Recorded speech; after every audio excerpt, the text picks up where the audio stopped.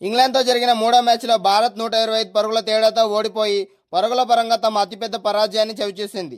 అయితే టీమిండియా కొత్త కెప్టెన్ శ్రేయస్ అయ్యర్ మాత్రం టాస్ గెలవడంలో సరికొత్త రికార్డు నమోదు చేశాడు.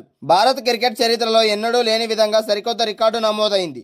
టీమిండియా కొత్త టీ20 సారథి శ్రేయస్ అయ్యర్ అదృష్టం పండించుకుంటూ టాస్ విషయంలో సరికొత్త సంచలనం సృష్టించాడు. అయితే మైదానంలో మాత్రం జట్టు ఫలితాలు అభిమానులను తీవ్రంగా కలవరపెడుతున్నాయి. క్రికెట్ ఆటల్లో టాస్ గెలవడం అనేది అదృష్టంతో కూడుకున్న పని.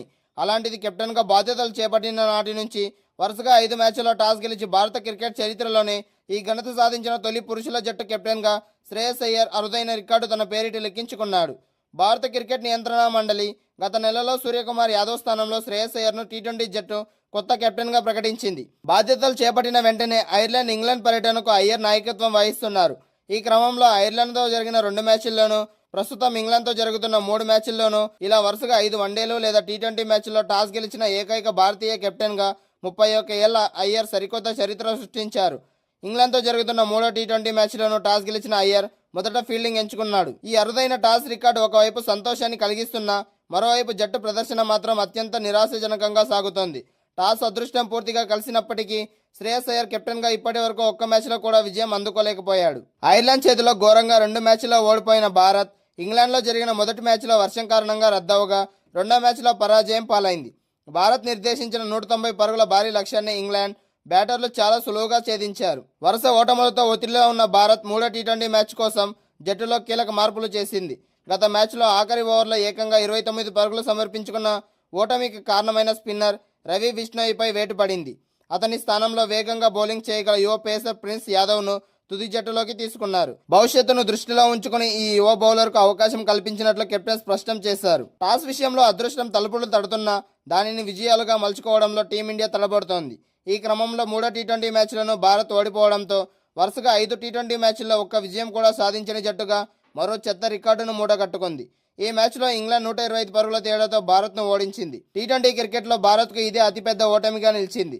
ఈ మ్యాచ్లో భారత జట్టు 76 పరుగులకే ఆల్అవుట్ అయింది. ఇది ఈ ఫార్మాట్లో భారత్ చేసిన అత్యంత స్వల్ప స్కోరు ఇదే. ప్రపంచ విజేతగా నిలిచిన జట్టు ఇలా వరుసగా ఘోర పరాజయాలు కావడం అభిమానుల మనసుల్ని గాయపరుస్తోంది. ఒకరోజు విరామం తర్వాత గురువారం బ్రిస్టల్ వేదికగా ఇంగ్లాండ్తో జరిగే తదుపరి మ్యాచ్లోనైనా భారత్ పుంజుకొని తన పరువును నిలబెట్టుకుంటుందో లేదో చూడాలి. ప్రపంచ ఛాంపియన్లుగా గర్వంగా నిలిచిన భారత క్రికెట్ జట్టుకు కాలం కలిసి రావడం లేదు. సరికొత్త కెప్టెన్ శ్రేయస్ అయ్యర్ సారథ్యంలో సరికొత్త శకం ప్రారంభమవుతుందని ఆశించిన అభిమానులకు నిరాశ ఎదురవుతోంది. ఇంగ్లాండ్ పర్యటనలో భాగంగా జట్టు ఆటతీరు చూసి క్రికెట్ ప్రపంచం విస్తుపోతోంది. భారత క్రికెట్ చరిత్రలోనే ఎన్నడూ లేని విధంగా ఒక ఘోరమైన పరాజయం నమోదైంది. టీ20 క్రికెట్ ప్రపంచ కప్ గెలిచిన కొద్ది నెలలకే భారత జట్టు వరుస ఓటములతో కుదేలవుతుంది. మంగళవారం నాటి మ్యాచ్లో ఇంగ్లాండ్ చేతిలో 125 పరుగుల భారీ తేడాతో ఓడిపోవడమే కాకుండా కేవలం 76 పరుగులకే ఆల్అవుట్ అయి తలదించుకుంది. ముంబైకి చెందిన శ్రేయస్ అయ్యర్ ఎంతో నైపుణ్యం గల నాయకుడిగా గుర్తింపు తెచ్చుకున్నప్పటికీ ప్రస్తుత బ్రిటన్ పర్యటనలో అతని కెప్టెన్సీ పూర్తిగా గాడి తప్పింది. సూర్యకుమార్ యాదవ్ తర్వాత జట్టు బాధ్యతలు చేపట్టిన అయ్యర్ కెప్టెన్గా బాధ్యతలు చేపట్టిన మొదటి 5 మ్యాచ్ల్లో ఒక్క విజయం కూడా నమోదు చేయలేకపోయినా తొలి భారతీయ కెప్టెన్గా నిలిచాడు. 5 మ్యాచ్ల్లోనే 4 ఓటములను చవిచూసిన అయ్యర్ ఈ ప్రతిష్టను మూటగట్టుకున్నాడు.